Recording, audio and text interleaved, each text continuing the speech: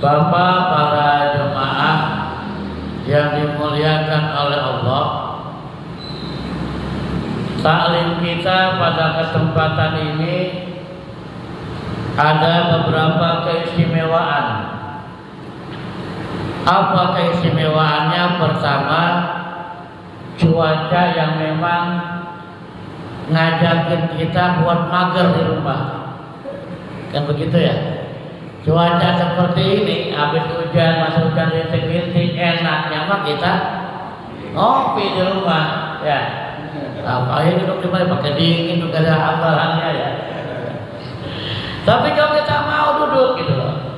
Nah, karenanya istimewanya apa? Bapak, para jemaah, ngaji pahalanya besar, betul ya? Nah, malam ini ngaji kita pahalanya jauh lebih besar ketimbang biasanya. Kenapa kok jauh lebih besar ketimbang biasanya? Karena semakin besar masyarakkahnya, semakin besar ganjarannya. Semakin besar hambatannya, semakin besar pula pahalanya.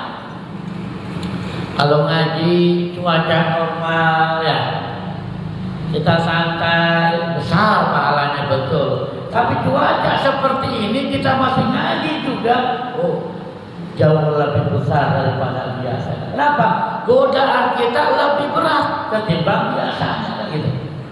Ya. Tantangan kita lebih berat ketimbang biasanya. Itu istimewa yang pertama ngaji kita pahala kita sekarang ini jauh lebih besar. Dan tidak semua orang gitu Pak diberikan kesempatan oleh Allah bisa menikmati indahnya ngaji di cuaca seperti ini. Hanya orang-orang pilihan gitu Pak, yang hatinya digerakkan oleh Allah tetap bisa istiqomah, tetap bisa ikut taklim walaupun cuacanya cuaca bikin mager. Maka alhamdulillah ini kita termasuk orang-orang yang dipilih oleh Allah Subhanahu wa ta'ala. Lalu istimewa kedua apa? Ngaji kita bertepatan sekarang di tanggal 25 November. Hari apa itu? Lagi hari guru nih ya. Saya lihat satu sih, saya ambil semua orang bikin satu tentang hari guru ya. Ada beberapa catatan yang ingin saya angkat ke permukaan tentang hari guru ini. Di antaranya ialah satu, buat kita mah gitu loh ya.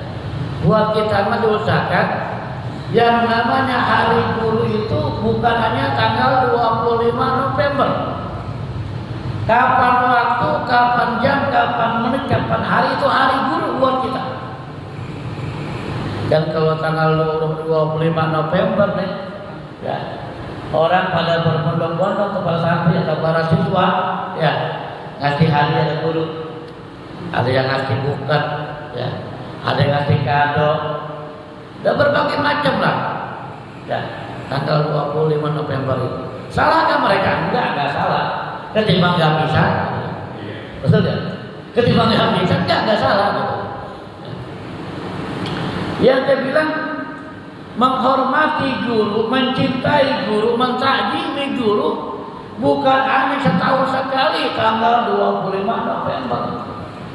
Ya. Kapan menit, kapan waktu, kapan jam, kapan hari, sebagai seorang santri, sebagai seorang murid, sebagai seorang jemaah, maka kalau dia ingin mendapatkan keberkahan, jangan pernah berhenti mencintai gurunya. Jangan pernah berhenti dia mentakjimi gurunya. Kalau ingin berbagi kepada guru, maka jangan nungguin tanggal 25 November. Kalau yang pengen ngasih sama guru gitu, jangan nungguin tanggal 25 November di hari guru. Kapan kita punya rezeki, kapan kita punya rezeki yang berlebih, maka di situ kita wajar atau sangat bagus, bahkan dianjurkan bisa berbagi kepada guru. Kenapa? Bahkan ada syair dalam kitab Ta'limul Muta'allim bi Thariqat Ta'allum ya.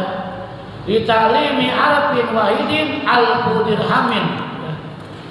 Bahkan hanya untuk satu huruf saja ya, itu wajar memberikan sampai 1000 dirham. Oh, 1000 dirham berapa? Ya, sampai begitu Pak keterangannya itu. Dan kapan saja ketika punya rezeki gitu. Jadi kadang-kadang kita makan agak Pak Guru boro-boro ingat. Kadang-kadang lagi susah datang ke Pak Guru. Minta doa Guru, kita kiai, ini usaha lagi macet banget ini gitu. Doain nggak Pak biar gol urusan. Ya. Nanti mah kalau rezeki mah udah gol namanya tenang aja dah gitu. Kiai mah namanya murid Pak doain nama jemaahnya. Diwiridin supaya urusannya gol. Udah gol lupa Pak Guru. Ya nggak semua sih. Ada yang oknumnya begitu. Kenapa saya bilang begitu? Ada saya punya guru di antaranya ada jemaahnya begitu. Dijanji nanti guru tenang kalau urusan saya gol. Pokoknya guru zaman kijang apa juga. Ya kijang lama itu tahun 2010-an ceritanya ya. Pokoknya saya beliin kijang lah. Gitu kan ya. Kalau urusan gol, wah namanya kiai guru kena jemaah didoain gitu kan. Udah berhasil Pak. Orang ingat Pak. Kijang enggak, entok enggak. Kenapa ya? Baru kijang gitu. Nah, jadi itu Pak. Ini yang pertama yang saya catatkan. Jadi kalau ingin menghormati guru, mengagumi guru, maka jangan nunggu hari guru tanggal guru. Kita kalau ingin berkah kapan saja ya kita punya waktu, kalau kita punya rezeki, maka mangga silakan berbagi kepada Tuhan. Lagi Ramadan, ya, mau puasa, mau lebaran, biasanya seperti itu. Ya. Supaya berkah guru mah nggak pengen minta, nggak pengen dibagi. Cuma kita ketika ingin mendapatkan barokah gitu. Guru bilang nih, senangi hati gurumu, maka barokah akan turun kepadamu. Senangnya guru, manfaat ilmu turun kepada kita. Paham ya? Jadi kadang-kadang kita beberapa kali, pokoknya sekarang kita judulnya nyenangin hati guru. Tapi itu rumusnya, senangnya hati guru, udah doa buat kita muridnya, santrinya. Gak usah ngucapin, memanjatkan tangan, mendoakan santri, mendoakan murid. Senangnya saja itu udah doa gitu. Apalagi berdoanya. Nah, para jemaah yang dimuliakan oleh Allah Subhanahu wa Ta'ala. Nah selanjutnya diantaranya begitu. Yang kedua, saya catatan buat kita ya, juga para orang tua yang punya anak yang sudah di SD segala macam. Terkadang di hari guru tanpa sadar seorang siswa melukai hati gurunya tanpa dia sadari. Dia satu sisi menyenangkan hati guru, satu sisi tanpa dia sadari melukai hati gurunya. Kok begitu? Begini analisanya. Kan saya katakan tadi di hari dulu banyak para siswa-siswa ya, dulu sekolah-sekolah umum ya, SD biasanya pada SMP, pada ngasih kader, ngasih kader sama guru. Siapa? Wali kelasnya, gurunya. Yang SD kelas 5, umumnya guru kelas 5 dikasih hadiah, kasih kado, kan begitu.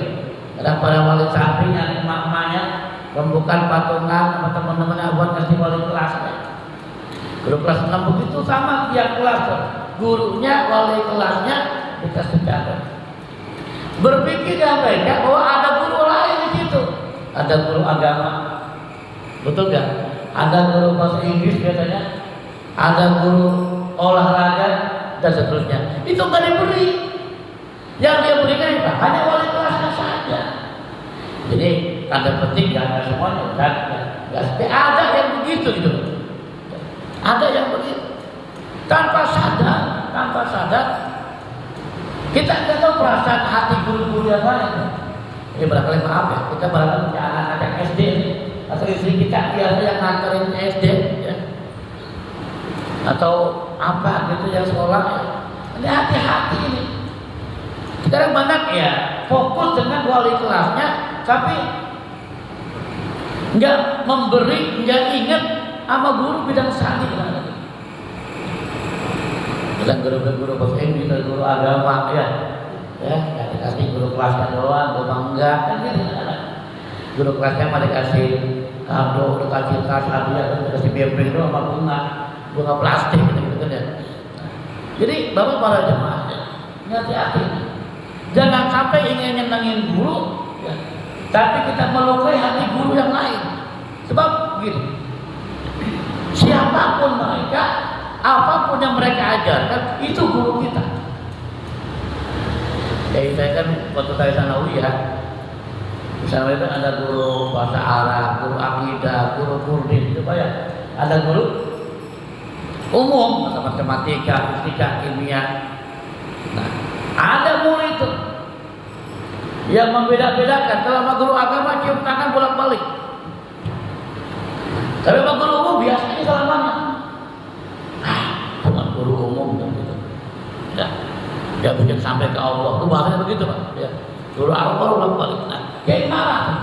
Kata Kiai, siapapun guru yang ngajari kamu gitu, walaupun itu ilmu umum, itu gurumu yang wajib kamu hormati. Kata Kiai. Jangan dipisah-pisah. Jangan dibeda-bedain. Siapapun itu guru. Ini pelajaran berharga buat kita, Pak. Artinya apa pesan moralnya? Jangan pernah membanding-bandingkan. Ini sangat bahaya sekali. Selanjutnya, ini maaf ini kita ngaji kalau nuansanya dulu saja. Supaya tidak ada evaluasi ke depannya. Memang kita nanti mengingatkan istri kita, anak kita. Saya lihat yang ramai menjalankan hari guru itu anak-anak yang sekolah umum, SD, SMP, dan seterusnya. Kemarin itu agama juga ya. Wali sampingnya ini sama guru ada. Cuma lebih umum saya lihat orang-orang yang sekolah umum tapi sekolah-sekolah agama hampir banyak yang kagak sama gurunya dari guru. Tadi teman saya baca status teman saya, ya, itu rumahnya seberang kecamatan di Karang Utara, masuk dapat Lampung itu. Dia punya TPQ, ya, punya TPQ sore, dia juga punya majelis salim. Jadi dia bikin status, ya dia baca seperti itu. Pas di TPQ itu anak-anak pada cerita hari guru, gitu. Pada cerita hari guru, pada pagi pada ngasih apa gurunya. Anaknya itu pagi SD nih, sorenya dia ngaji nih, ya, pas sore ngaji tuh dia bercerita sama teman-temannya tuh tentang hari guru. Dan bisa ngasih apa-apa. Itu teman saya yang usaha ini ngomong ke santrinya, ke muridnya. Emang kalau di TPQ nggak ada hari guru ya? Gitu kata teman saya tuh. Ya. Apa jawaban bocah dengan kolotnya? Ini kan pengajian bu, gitu loh. Paham nggak? Ini kan pengajian bu, gitu. Artinya mindset yang ada di anak-anak kita sekarang ini, kalau guru ngaji maka gak dianggap guru di hari guru ini. Paham nggak? Ya. Mindset pendapat sebagian anak-anak kita dari kasus yang tempat saya hari terjadi. Kalau guru ngaji mah gitu loh, guru mindsetnya dianggapnya cuma guru ngaji. Dan memang juga banyak. Kalau mau guru-guru madrasah, mau guru TPQ, banyak yang kurang banget. Entah saya nggak ngerti. Padahal maaf, bukan saya mengenjelkan ilmu umum. Kalau di madrasah, di TPQ, anak-anak kita diajarkan baca Quran, diajarkan tajwid, diajarkan ijaz, idgham dan seterusnya, diajarkan bacaan-bacaan sholat, diajarkan niat sholat, ya. Diajarkan bagaimana cara wudhu di TPQ itu, ya, di madrasah. Diajarkan, Pak. Artinya ilmu yang mereka dapati bukan hanya untuk di dunia, yang akan mereka petik sampai nanti ke akhirat itu. Maaf, kalau kita nggak bisa bahasa Inggris umpamanya, kagak ada tuh nanti tuh di alam kubur kita disiksa gara-gara nggak bisa bahasa Inggris, betul kan? Kita nggak bisa ilmu komputer umpamanya, gitu kan? Ya. Nggak bisa ilmu pelajaran bahasa Indonesia umpamanya, nggak bisa ilmu pelajaran PKN umpamanya, kagak ada nanti kita di kuburan disiksa. Kenapa? Gara-gara nilai PKN-nya 0 umpamanya, gara-gara nggak bisa komputer, gara-gara nggak bisa matematika, nggak ada itu. Tapi kalau kita anak kita nggak bisa ngaji, Pak, wudunya nggak benar, ya, sholatnya nggak benar, bacaan sholatnya nggak benar, maka dia akan disiksa. Baca Qurannya nggak benar, maka dia akan disiksa di kuburan. Apa? Lo wudunya nggak benar, karena wudunya nggak benar, sholatnya nggak sah. Lu istinjanya nggak benar, karena istinjanya nggak benar, sholatnya nggak sah, dan seterusnya, dan seterusnya, dan seterusnya. Ilmu yang ngajari begini dipandang sebelah mata, gitu kan? Betul kan ya? Dipandang sebelah mata. Tapi dengan mereka maaf Pak, saya punya TPQ juga. Itu kalau bayar TPQ itu susah banget Pak. Hanya usah ya, yang TPQ itu. Bayar 35.000 sebulan Pak, ngaji duit mulu begitu katanya. Tapi kan dia lebih Pak, 100.000 asik-asik aja itu, nggak perlu. Ini yang bahaya Pak. Jadi menyikapi hari guru ini, ya kita mentakjimi ilmu Pak. Maaf, bukannya mereka yang guru-guru, kita didik anak kita sedini mungkin agar mencintai, mentakjimi gurunya. Bukan hanya guru-guru di umum sekolah, tapi takjimi, cintainya guru di madrasahnya gitu. Agar mereka mencintai, mentakjimi gurunya di TPQ-nya. Atau kalau kita secara jamaah, ya, mentakjimi, mencintai guru yang mengajarkan kita ilmu gitu. Kalau senangnya hati guru sedangkan di awal tadi, itu udah merupakan apa? Merupakan doa buat kita para jemaah. Nah, para jemaah yang dimuliakan Allah Subhanahu wa taala.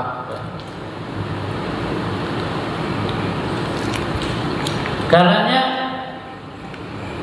saya Burhanuddin Al-Jarudi dalam kitab Ta'lim atau Ta'lim menjelaskan, i'lam bi anna talibal ilmi la yanalu ilma wa la yantafi'u ilbihi illa bi ta'jimil ilmi wa ahlihi wa ta'jimil usadi wa tawqirihi. Artinya ketahuilah gitu, bahwa saya para santri, para pencari ilmu nih, baik yang ngaji, ya, baik di madrasah, di majelis taklim kan kita begitu, pesantren ya, dia tidak akan mendapatkan ilmu gitu Pak.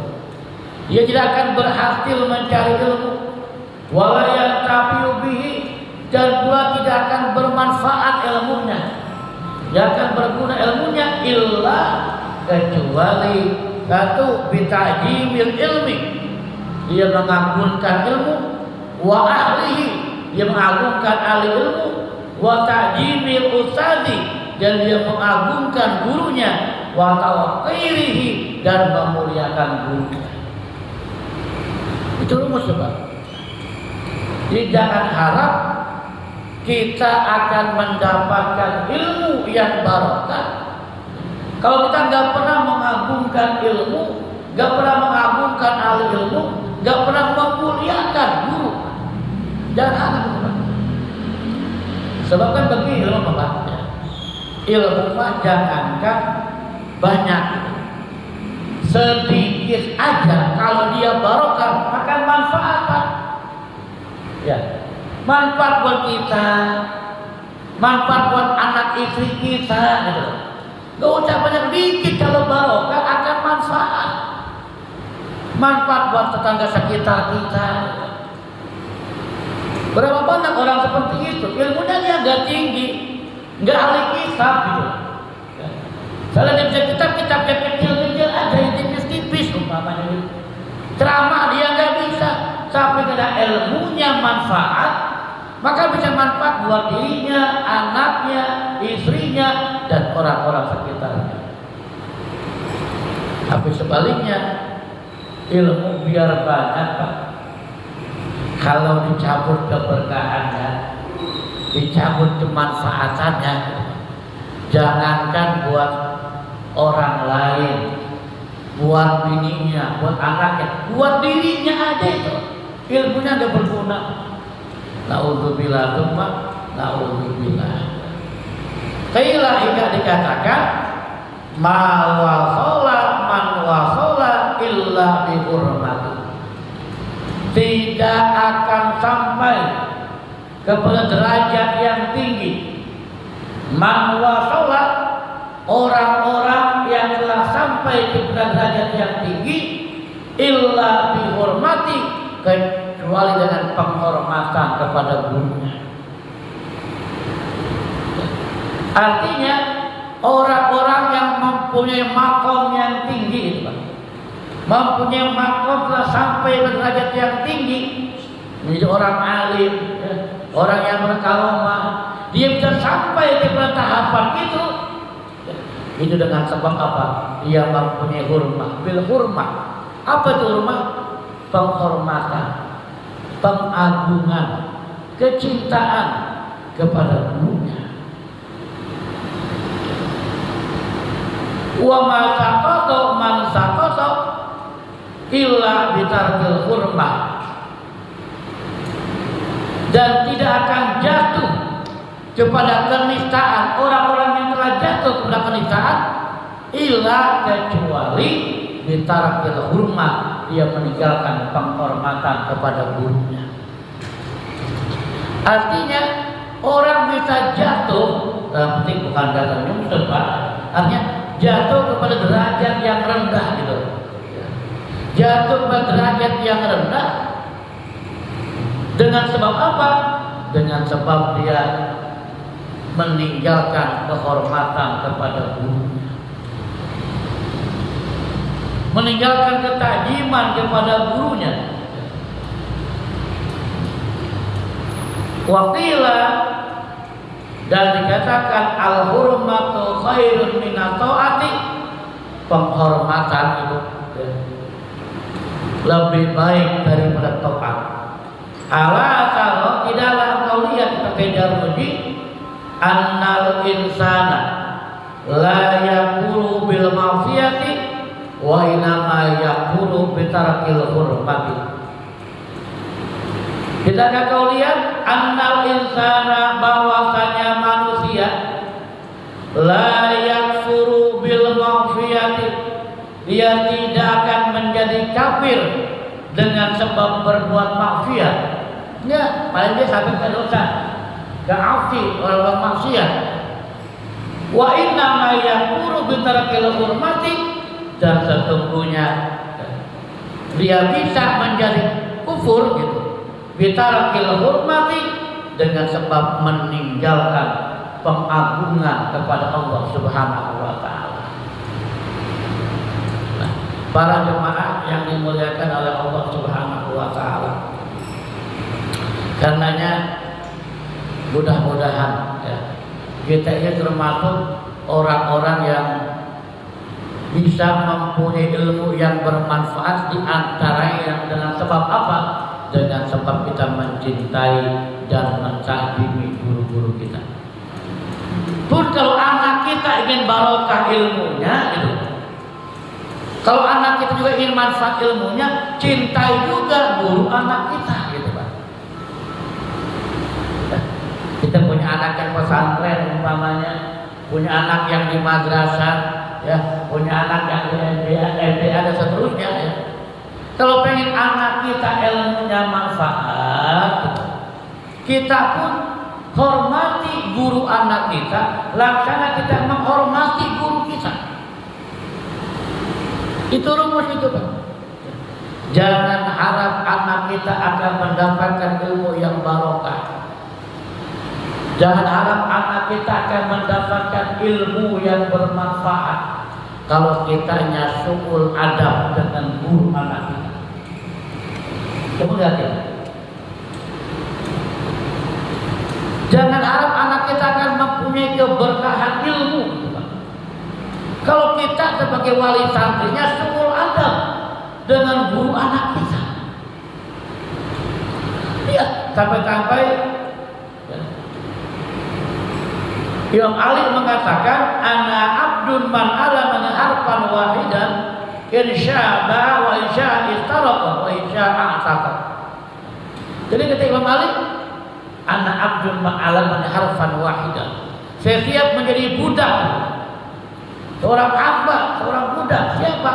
Man alamani harfan wahidan, yang mengajari saya ilmu walaupun hanya satu huruf. Satu huruf saja, Pak. Yang mengajari Imam Ali yang siap menjadi budak. Dan memang kalau kita baca lanjutan kita nanti akan coba keterangan begitu. Saya nggak mungkin terus karena ada efek waktunya. Ya. Satu huruf yang diajarkan kepada kita oleh kita punya guru, yang itu untuk kebaikan akhirat kita, bahwa abuka fiddin, itu adalah bapakmu dalam agama. Paham kan? Oleh kalimatnya, orang yang mengajari kita walaupun hanya satu huruf umpamanya, yang itu demi kebaikan kebutuhan agama kita, demi kebutuhan akhirat kita, maka orang yang mengajarkan kita ilmu itu bahwa abuka fiddin, maka dia adalah merupakan bapakmu dalam agama, orang tuamu dalam agama. Kata orang tua kan ada tiga, ada alladzi waladaka, alladzi musaharaka, alladzi allamaka. Ini orang tua apa? Hukum orang tua dalam agama kita ada tiga. Satu, alladzi waladaka, yang melahirkan kita, mak kita, ibu kita, bapak kita. Yang kedua, alladzi musaharaka, yang dengan kesenangan bekerja, mertua. Sama nih, mertua, orang tua, sama hukumnya orang tua. Yang ketiga, alladzi allamaka, yang mengajarkan kamu ilmu. Itu sama orang tua. Di dalam agama kita orang tua ada tiga, ya. Orang tua, ibu bapak, mertua, dan guru. Dan ingat, ridallah ridal walidain wa suhtullah fi suhtil walidain. Ridhonya Allah tergantung ridhonya orang tua. Ibu bapak kita ridha, Allah ridha. Mertua kita ridha, Allah ridha. Guru kita ridha, Allah ridha. Dan murkanya Allah tergantung murkanya orang tua. Ibu bapak kita murka, Allah murka. Mertua kita murka, Allah murka. Guru kita murka, Allah juga murka. Bab tiga ini hukumnya orang tua dalam agama.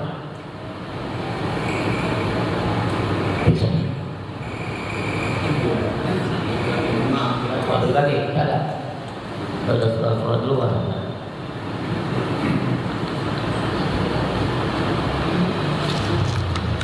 Nah, para jemaah yang dimuliakan oleh Allah Subhanahu wa taala, ya. Lahir ya, dikit lagi waktunya. Nah, seorang murid, Pak, seorang murid nih, itu merupakan bencana bagi seorang murid, ya. Apabila pertama dia lupa memandang gurunya setelah dia tahu aibnya guru. Hati-hati, kita ngaji nih, ngaji sama kiai, sama ustaz, sama guru, ya. Tiba-tiba kalau dia ngaji, dia bisa segala macam, dia menemukan kekurangan guru. Pak, guru juga manusia, bisa aja guru juga berbuat salah. Pak, guru bukan malaikat, Pak. Nah, setelah dia mengetahui aibnya guru, kekurangan gurunya, maka dia sudah nggak lagi mandang sama guru. Ini bencana seorang murid. Perkara guru punya dosa, urusan guru dengan Allah. Urusan seorang santri, seorang murid kepada gurunya, bagaimana dia takdim kepada gurunya yang telah memberikan dia ilmu. Hati-hati nih. Berapa banyak orang rata tahu aib gurunya punya salah, punya kekurangan. Dia udah nggak mandang guru lagi udah. Apa guru begitu? Padahal banyak ilmu yang dia dapat. Padahal ada guru punya salah umpamanya, punya aib, punya kekurangan. Itu urusan guru dengan Allah. Urusan kita sebagai seorang santri, sebagai seorang murid, bagaimana mengagumi dan menghormati guru. Lalu yang kedua, lupa adab, lupa etika sama guru. Setelah murid makin cerdas Pak, makin pintar. Gue mengaji itu sama guru gue loh. Lagi gue masih kecil, belajar bacaan sholat, gitu, ya belajar wudu, ya. Sekarang kamu udah mondok di udah kuliah, udah sampai S3, udah ke Mesir, umpamanya begitu, ya. Nah, dia udah sarjana, udah doktor bahkan umpamanya, udah pinter, udah jadi orang hebat, ketemu guru yang ada alif-alifan, udah bertajam-tajam. Guru nggak ada bekasnya, gitu. Mungkin kehilangan adab kepada gurunya. Pintar ketekan dulu kan guru yang pertama yang ngajarin dia alif-alifan, yang ngajarin dia baca Quran, yang ngajarin dia sholat. Begitu udah hebat, udah pintar, udah cerdas, udah punya gelar yang menetek, umpamanya, nggak ada adab. Ini bahaya buat orang guru. Dan harapkan akan mendapatkan keberkahan. Ketika dia kehilangan adab kepada guru, mentang-mentang dirinya udah menjadi orang yang cerdas, udah tinggi ilmunya. Ya memang benar, ilmu dia akan lebih tinggi dari ilmu gurunya yang mengajar alif-alifan. Ya. Ada bacaan itu udah mengajar kitab besar umpamanya. Tetapi ketika dia merasa lebih tinggi dari gurunya, ini udah bahaya buat seorang murid. Ketika merasa lebih hebat dari gurunya, udah bahaya buat seorang murid. Hati-hati nih Pak. Walaupun memang ternyata dia sekolahnya tinggi, gurunya masih di kampung, ngajarin alif-alifan, tapi jangan pernah dia merasa lebih besar daripada guru yang mengajarnya. Itu merupakan bahaya buat orang.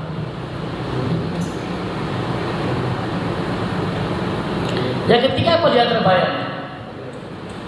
Lupa bersalaman dengan guru, cium tangan sama guru, karena udah berstatus sama. Umpamanya gini, dia sekolah nih mau di sanawiyah lah, nah contohnya.